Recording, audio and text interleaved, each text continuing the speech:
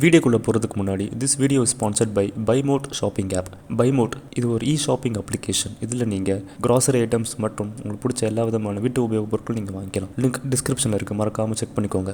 வணக்கம் நண்பா. கிரியேட்டிவிட்டி என்றால் என்ன? அது ஏன் ஒரு சில மனிதர்களிடம் மட்டுமே கொட்டி கிடக்கின்றது? உண்மையிலேயே அக்கிரியேட்டிவிட்டி என்பது ஒரு சிலரால் மட்டுமே அடையக்கூடியதோர் அரிய பொக்கிஷமா? நிச்சயம் இல்லை. கிரியேட்டிவிட்டி என்பது வெறும் கலைஞர்களுக்கும் எழுத்தாளர்களுக்கும் விஞ்ஞானிகளுக்கும் மட்டுமே சொந்தமானதல்ல. அது இவ்வுலகில் உள்ள அனைவராலும் கற்றுக்கொண்டு வளர்த்தெடுக்க கூடியதோர் திறமை மட்டுமே. அத்திறமை வெறுமனே கலை படைப்புகளுக்கே உரித்தானதுமல்ல. ஒரு கிரியேட்டிவான மனிதனால் தன் வாழ்வில் தோன்றும் பிரச்சனைகளுக்கு எளிதாக தீர்வு காண முடியும். மக்களை எளிதாக கவர்ந்து கொள்ள முடியும். தன் வாழ்வை எவ்வித அழுத்தமுமின்றி நிம்மதியாக வாழ்ந்து தனது வேலைகளிலும் வியாபாரத்திலும் தலை சிறந்தவனாக மாற முடியும். எனில் அதை எவ்வாறு செய்வது? இன்று நாம் பார்த்து வியக்கும் வெற்றியாளர்களிடம் இருக்கும் அதே கிரியேட்டிவிட்டியை நீங்கள் உங்களிடம் கொண்டு வருவது எவ்வாறு? அது நிச்சயம் கடினமானதொரு காரியம் அல்ல. அக்காரியத்தை நீங்கள் எவ்வாறு செய்ய வேண்டும் என்பதற்கான 4 யுக்திகளையே இனி நாம் காணவிருக்கின்றோம். முதலாவது, உங்களது கிரியேட்டிவ் ஸ்கில்.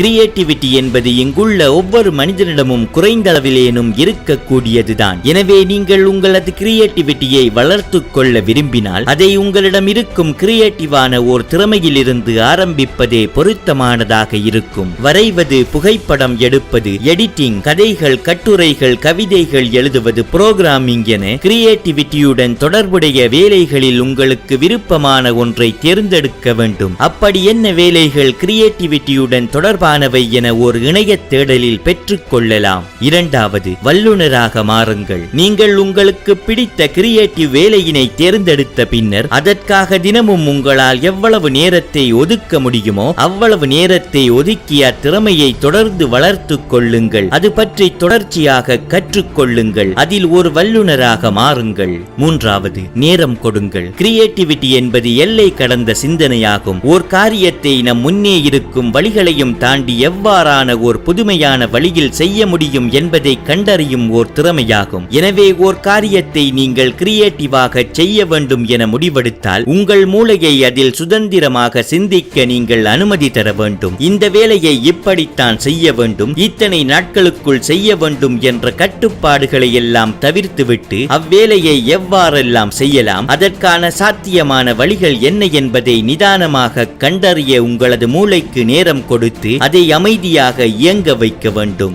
ஏனெனில் கட்டுப்பாடுகளே கிரியேட்டிவிட்டியின் முதல் எதிரியாகும். நான்காவது, உங்களை ஒரு பெட்டியினுள் அடைத்துக் கொள்ளாதீர்கள். நாம் முன்பு கூறியது போலவே கிரியேட்டிவிட்டி என்பது ஓர் அகண்ட மனதின் வெளிப்பாடாகும். அவ்வகண்ட மனதை ஓர் இறுக்கமான சூழலில் இருந்து கொண்டு உருவாக்குவது சற்று கடினமானதாகும். எனவே உங்களது கிரியேட்டிவிட்டியை நீங்கள் வளர்த்து கொள்ள விரும்பினால் எப்போதும் ஒரே வாழ்க்கை முறைக்குள் முடங்கி கிடக்காதீர்கள். ஓர் அட்டவணை போட்ட வாழ்க்கையை தினசரி வாழ்ந்து கொண்டிருக்காமல் உங்களால் முடிந்தவரை உங்களது வாழ்க்கையையும் அனுபவங்களையும் தொடர்ந்து விரிவாக்கிக் கொண்டே செல்லுங்கள். ஓய்வு நேரங்களை வெறுமனே ஸ்மார்ட் போன்களுக்கு பலி கொடுக்காமல் உங்களது அறையை விட்டு வெளியேறி இதுவரை நீங்கள் பார்க்காத இடங்களை பார்க்கச் செல்லுங்கள். செய்யாத வேலைகளை செய்து பாருங்கள். முடிந்தவரை இயற்கையோடு நேரத்தை செலவிடுங்கள். ஏனெனில் இயற்கையினால் மட்டுமே உங்களது மனதை விரிவாக்க முடியும். நண்பா, நாம் இங்கு கூறிய 4 யுக்திகளையும் நீங்கள் முழு மனதோடு பின்பற்றினால் நிச்சயம் உங்களது கிரியேட்டிவிட்டி அதிகரிப்பது மட்டுமல்லாமல் இதில் நீங்கள் பெறப்போகும் திறமைகளை வைத்து உங்களால் ஒரு மிக பெரும் வெற்றியாளனாகவே மாறிவிட முடியும். எனவே இக்கணமே உங்களது கிரியேட்டிவிட்டியை கட்டவிழ்த்துவிட்டு அதை தொடர்ச்சியாக மேம்படுத்துங்கள். வெற்றி உங்கள் காலடியில் கிடக்கும்.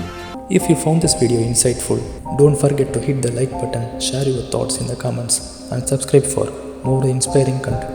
Thank you for watching.